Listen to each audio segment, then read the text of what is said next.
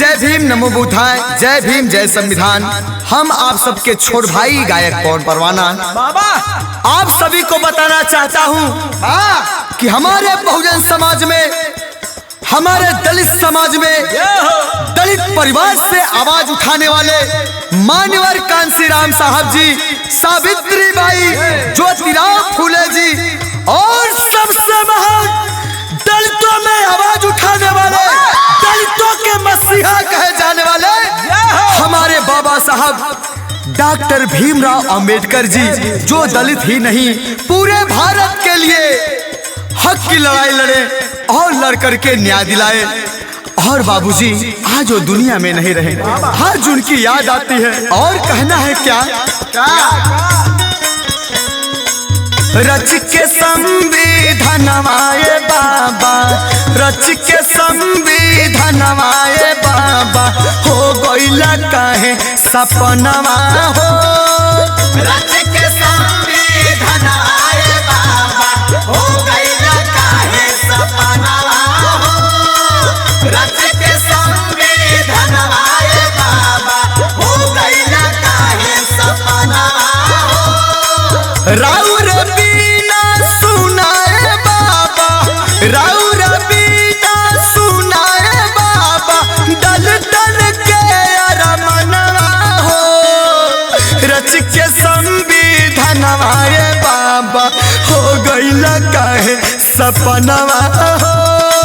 रच के संविधानवाए बाबा, हो गइला काहे सपनवा हो।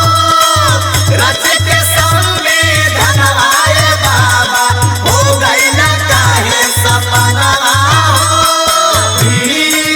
बुद्ध जी बैठे हैं मेरे सीने में, जय भीम।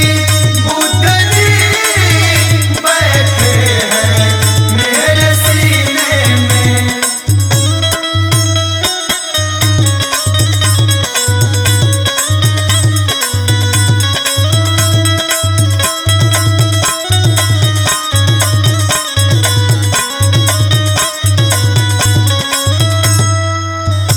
साथियों कहना है, माताएं और बहनों से कहना है, नौजवान साथियों से कहना है, अगर अपने हक की लड़ाई लड़ना है तो आप सभी को पढ़ना है।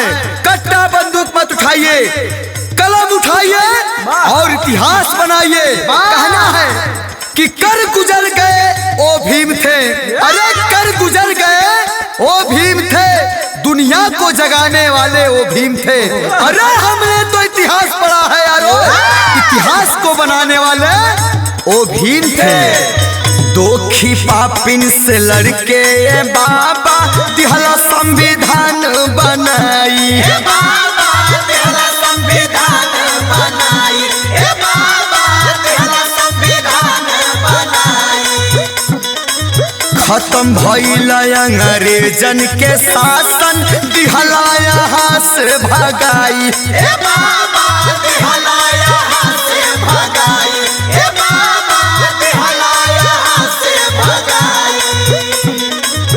कोई के देश आजाद बाबा, कोई के देश आजाद बाबा, दे दिहला तू जनवा हो। रच के संविधानवाए बाबा, हो गइला काहे सपनवा हो। रच के संविधानवाए बाबा, हो गइला काहे सपनवा हो। रच के संविधानवाए बाबा, हो गइला काहे सपनवा हो। हम बहुजन हमर बाबा रतनवा, हम बहुजन हमर बाबा रतनवा।